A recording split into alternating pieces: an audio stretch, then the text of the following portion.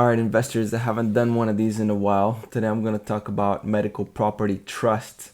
MPW is the ticker symbol. I want to do a little bit of a 60,000 feet over the air overview, and then I'm going to dive into what I think is the most pivotal and pertinent situation that relates to the health of this company, which is its tenants. I'm going to talk about hospitals and their ability to pay rent, and so we can get a picture of what that looks like. Then I'm going to do a tiny bit of fundamental analysis. I'm going to look at the numbers of the company briefly and try to make a conclusion, try to understand and answer the question, is this company going to make it or what? Is it fairly valued now? I mean, it's sitting at like 3.8 or something. Market capitalization, 3.8 billion. Its enterprise value at 13.88 billion, which is just a little bit over the value of its assets on the books. So, which tells me that the market is giving negative premium to the management's ability to make decisions, to make trades, to make sales and acquisitions. And I think that's kind of warranted because as I was looking through the transaction history of the company, I'm noticing, by the way, I'm getting the numbers from here. This is stockanalysis.com. I'm not affiliated with anyone, just letting you know. As I was looking at the transactions of the company, it seems like they're pretty trigger happy, or at least were in 2021 when things were really, really nice and haven't started to deteriorate yet. Sorry, I'm English.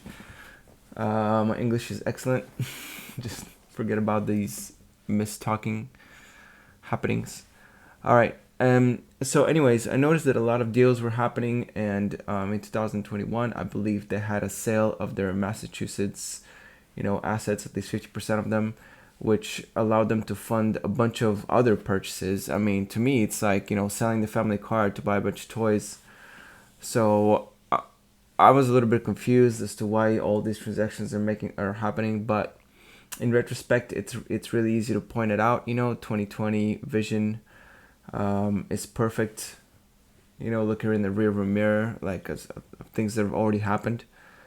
I forgot the saying. So, anyways, moving on. That took a while. I'm gonna look at the website. So the website here, this is it. At the very heart of healthcare. That is their slogan. If you look at the portfolio, we're looking at 19.2 billion total portfolio they claim. Although the asset value right now it's sitting at around 13 point something billion. 444 properties, 10 countries. Yeah, that's kind of old. It needs updating. So this is the first thing that I notice is okay, how up to date is the website? How much do they tick their boxes? How current are they on all their peripheral responsibilities that are outside of the business core and things like that. They do make it somewhat of an impression. Over here, of course, they have the CEO on the picture on the right, featured news, this and that, and then some media appearances. The last article from major publication, I guess, was the one where they're helping build a school in Alabama or something of the sort. And then before that is all the way back from 2021 when they had their little sell to Macquarie to earn them 1.3 billion or something like that, which they then promptly spent to acquire other properties. So furthermore, this is the latest press releases, which are more pertinent to what's going on right now with the company. Okay, especially what I found interesting is this one here on on August 21st, 2023, which they kind of lay out their plan for the future, how they're going to deal with the challenges they've experienced in the last year and a half or so, and what to do. I mean, it's actually kind of enlightening because it gives you a sense of what they're thinking.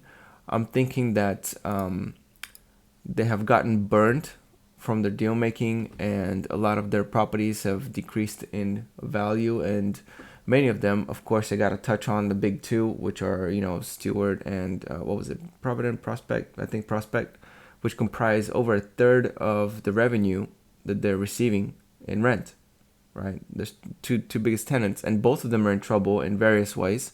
Stewart's, of course, in financial trouble. Also, they're getting hit by a bunch of lawsuits, and I think Prospect was the name of the other one.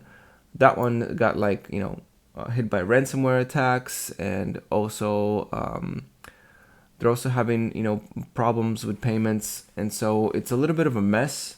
And I think that many people are blaming MPW or MPT for not being diversified enough within the medical facilities, but I don't know if that's necessarily a fair criticism. You always got to skew a little bit, especially by the size of what exists out there.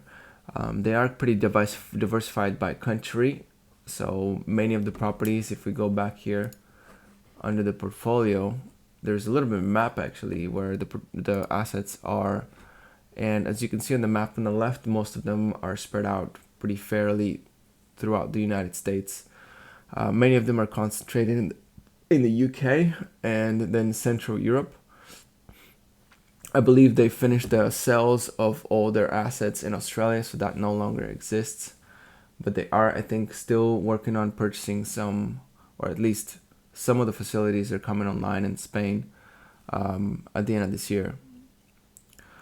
So that's kind of the overview of the company. But I think what really matters is what is the health of the hospitals, okay? Because the hospitals are the tenants. If there's no tenants that are paying rent, then this, obviously this fund is very much in trouble, which has been the argument of the bears, right? All the people speculating on the downside are saying, hey man, these companies are literally not paying you rent. You can't be worth much. Many would argue these are temporary setbacks. Of course, payments are going to be, they're going to resume.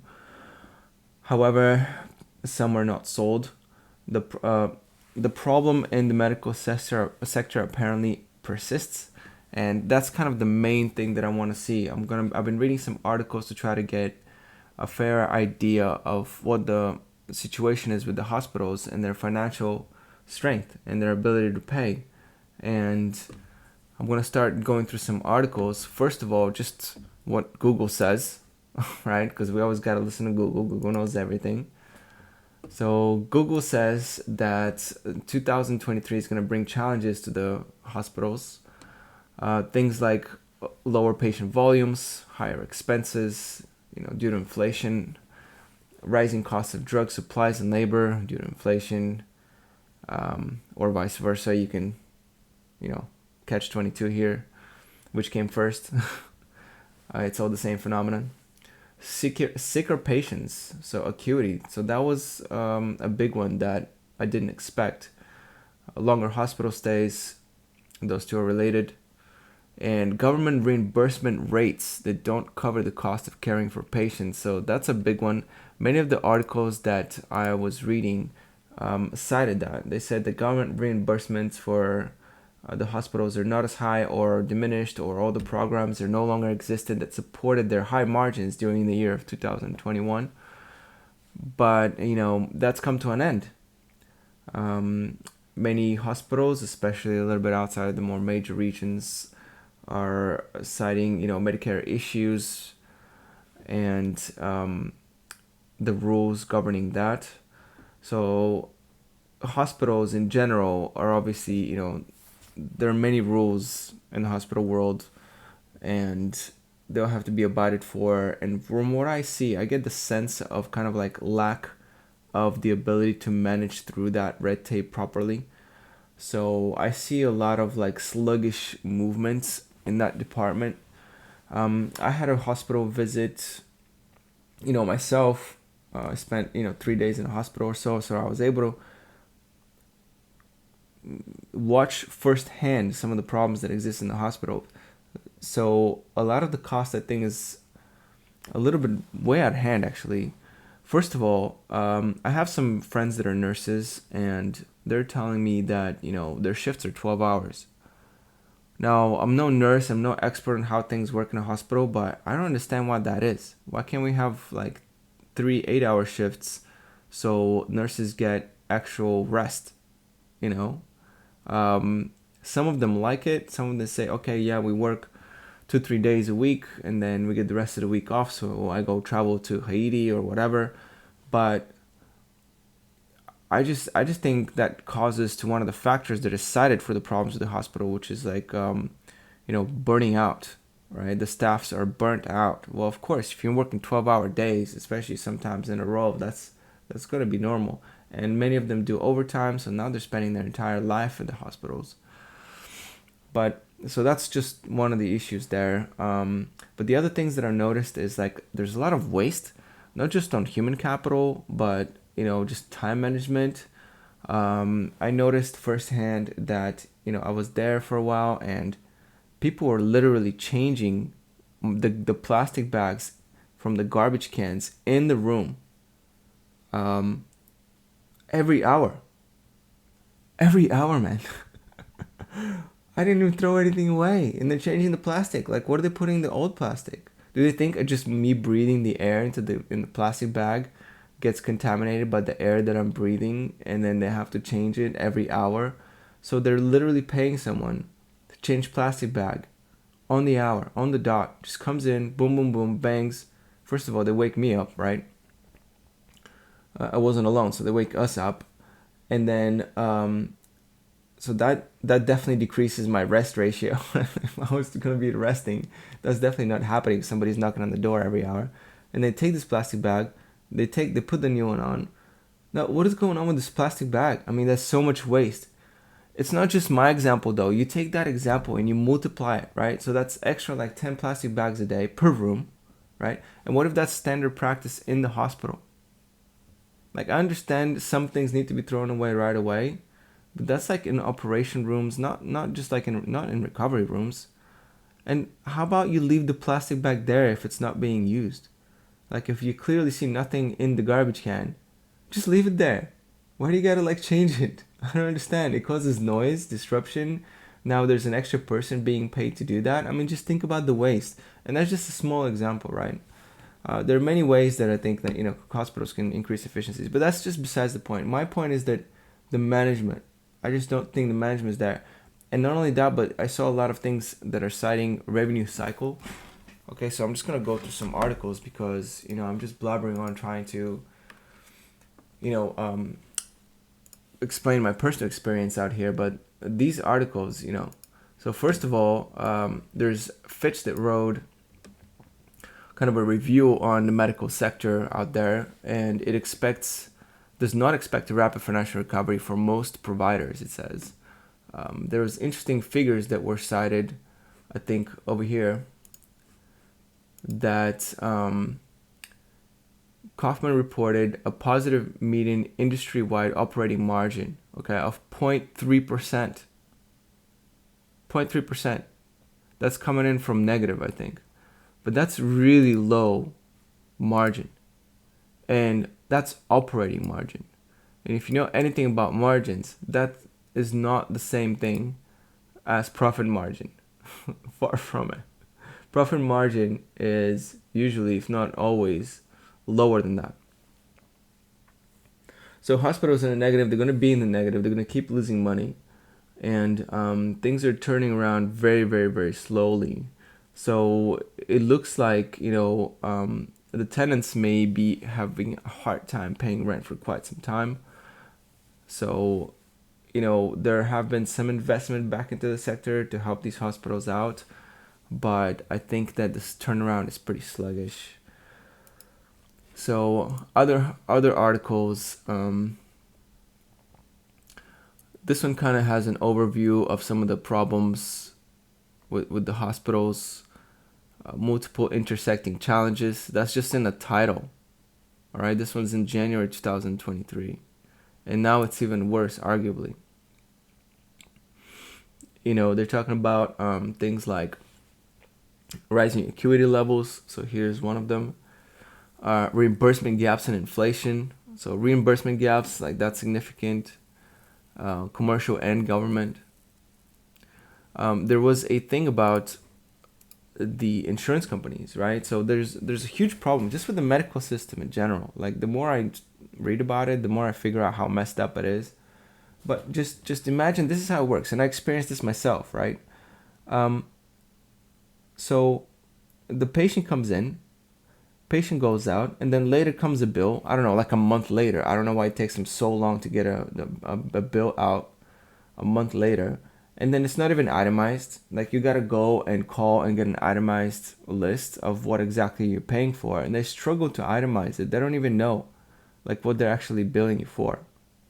And then they have to bring that mess to the insurer, right? So the insurer can pay it. But the insurer obviously doesn't want to pay. They're like, what the hell is this? What are you giving me? I don't want to pay this. So the insurer doesn't want to pay this. And so they bounce it back to the patient. And the patient's like, I'm not paying this. I got insurance. So they bounce it to the insurance. Insurance bounces it back to the hospital. And now it's like months until this whole mess is resolved. So of course hospitals are not going to be taking in revenue, right? Of course they're operating at a loss. They don't even know how to collect their money, okay? So apparently that problem is not just unique to me. It's kind of a widespread issue in the whole like hospital operations, okay? So I found that pretty interesting to look over. Staffing challenges. Now, it's a little bit of a mind F here because they're claiming they don't have enough staff, fine, and not enough staff is going to have effects like, decreased hospital profits at the top of the list, reduced capacity for patients. I mean, that's obvious. It will reduce or eliminate services. Okay, that's obvious, but the first one, how is it going to reduce hospital profits by 83%? May reduce revenue, but as long as they're qualified, like trained staff, that shouldn't be the case. But what I found more interesting, is this one first. Outsourcing solutions being pursued. So many of the hospitals don't have enough staff to do their basic functions, right? So they outsource things like cleaning, revenue cycle, which is what they need the most help with, I believe. Because they're so focused on what they do best, which is healthcare, that all the other services or all the other critical functions of the hospital are kind of like mismanaged. So, and now it's being outsourced, so the synergy is lacking, right? So anyways, it's a bit of a mess. Food and nutrition, cleaning, IT, everything's being outsourced. Some of the stuff is like rightfully outsourced. I guess there's an argument that can be made that if you kind of specialize everything, then it will run smoother. But the synergy is not there if people are coming in and out all the time, and they don't gel necessarily with what's going on in the hospital. There's a lot of I already said the word synergy. So another thing I found interesting is, where's the number here? This number, right? This. Cutting back on household spending due to rising healthcare prices. So when healthcare prices rise, this is what people elect to do. They delay or avoid medical care or purchasing prescription drugs. That's what people do. And then the second one is they drive their car less. Great. Then they cut back on utilities. Then they skip meals. And finally, they borrow money at 6%. I'm sure there's other categories out here down the list. But the number one, by a huge majority, is avoid medical care, and purchasing subscription drugs. So they avoid getting treated, okay, when their pocket is pinched. That's like the number one thing they go to. So I thought that was really, really interesting. This article here from February 2023 talks about the regional hospitals and the problems with Medicare. You can look it up. And then this one here from April 20, 2023 talks about some of the challenges for the hospitals again. And I found just the headline figure pretty amazing, which says that hospitals' expenses increased 17.5% between 2019 and 2022. which far outpaced Medicare reimbursement, which only increased 7.5%. This is another amazing figure right here. So labor costs increased 20.8% between 2019 and 2022, in large part due to greater reliance on contract staffing agencies, right? We talked about outsourcing. Now this is contract staffing agencies, which of course are going to hit you deeper, to fill workforce gaps to meet patient demand. And it's been an increase of 258% in total contract labor expenses for the hospital. So contract labor up 258%. That's more than double, right? That's double and a half. Also, of course, rising drug prices, and all that stuff. Rising costs for labor. Of course, labor is a huge issue. I think that's where most of the rising costs come from. But this is an interesting study here, or I don't know if it's a survey or what, but nearly 9 in 10 nurses reported insurer administrative burden had negatively impacted patient clinical outcomes. Patient clinical outcomes. So the insurance issues actually impact the clinical outcomes. So that's crazy, at least according to 9 out of 10 nurses. So we got to take that with a grain of salt. I don't know how exactly the survey was worded, but I thought that was interesting. But anyways, all the articles that I'm reading, they all kind of point to the same thing, labor costs. Here's an interesting write-up from James. Okay, James says, quote, I'm on a large hospital board of directors. None of our 40 plus facilities are owned by MPW, but our situation is typical of all such operations. We have cash flow issues that is temporary. I don't know about this temporary thing. This is me speaking. He says it's temporary, but according to how the hospitals are quote unquote recovering, I don't think it's going to be very temporary. It's probably going to last for years.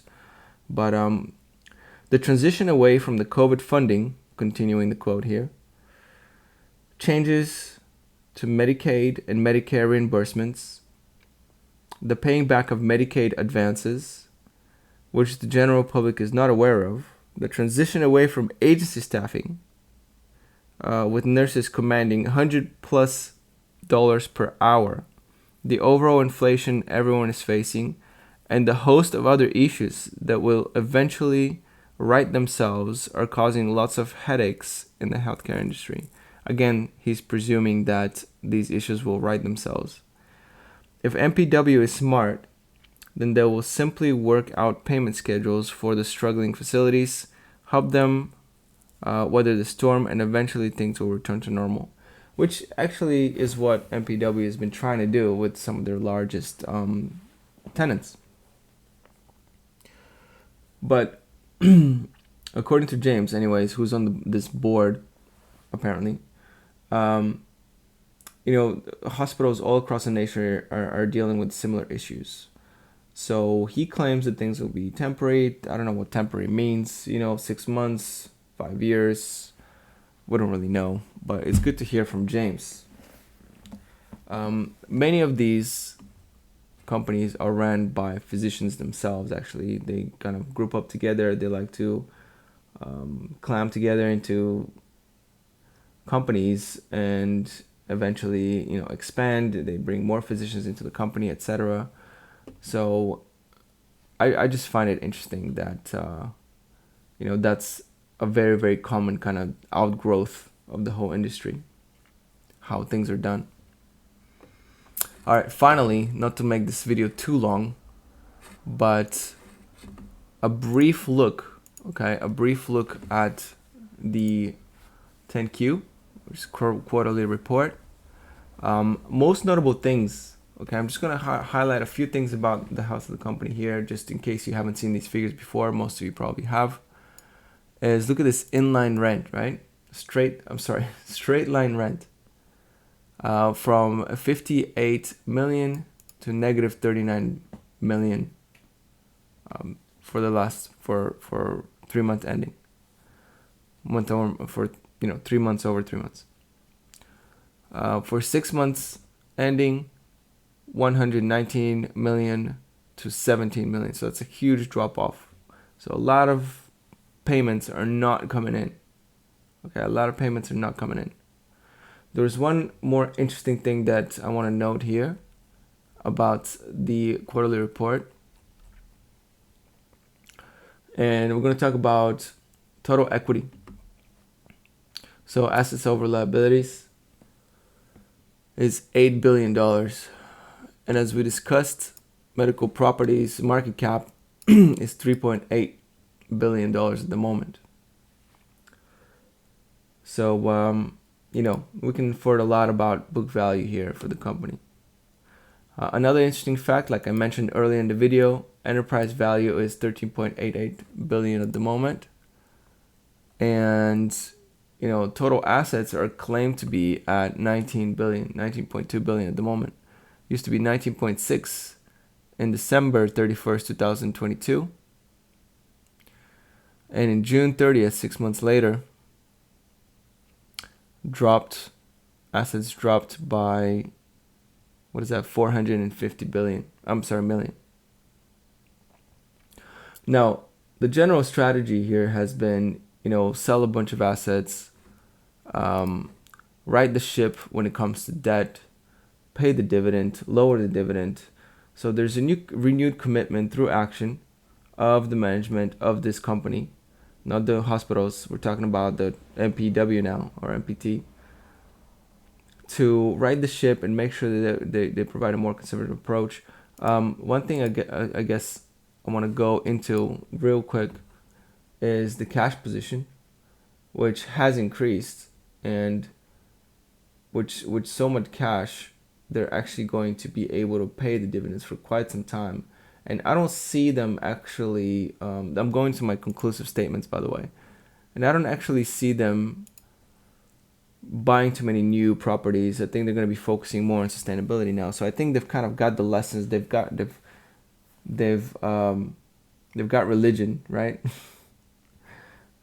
There's a pun in there. If if you read their latest big publication article, and they started acting differently. Okay, so they're not so focused on just taking the credit card out and buying every hospital in sight. They're going to be more focused on sustainability, and I think that that's actually a big positive. So dividends will probably, just with the cash that's coming in from sales, the cash that they have on the books at the moment, minus the interest payments that are going to have to be paying, I believe that they're going to be able to pay this dividend for a very long time. If not indefinitely, if things turn around, they're going to be able to pay it at least for a few years. Even if things even if things continue to deteriorate. So what do I think? Well, with shareholder equity at 8, and the market cap so low, I do agree that the debt is going to weigh, and I do know that when they try to refinance it, they're going to have to accept higher rates. But even through that, I think that the company will survive.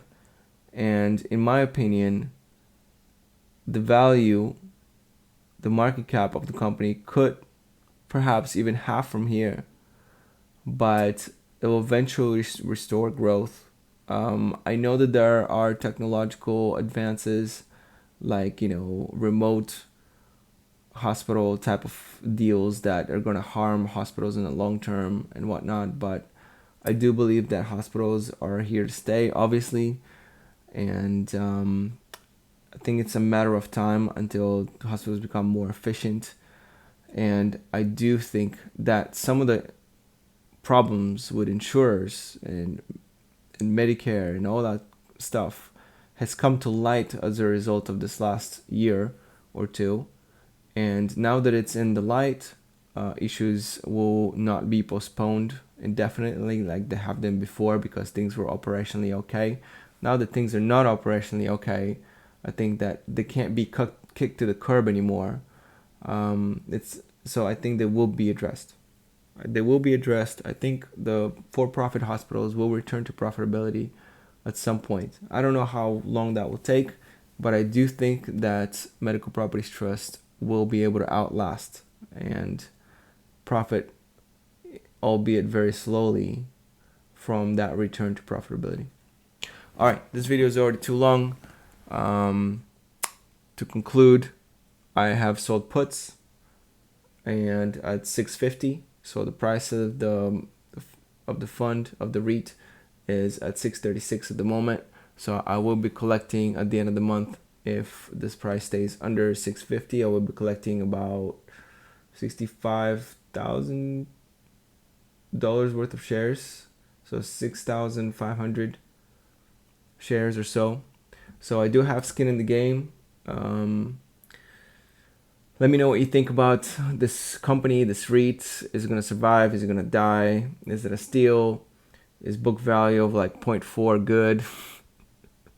Like, what kind of metrics are you looking at? Are you looking at AFFOs? Are you looking at payout ratios? Are you looking at payout ratio to AFFO of 0.6 of 60%? Like, what is the metrics that's important to you? Like, what are you looking for in order to figure out the health of this company? Are you invested? Let me know in the comments below. All right, that's it for now. Peace.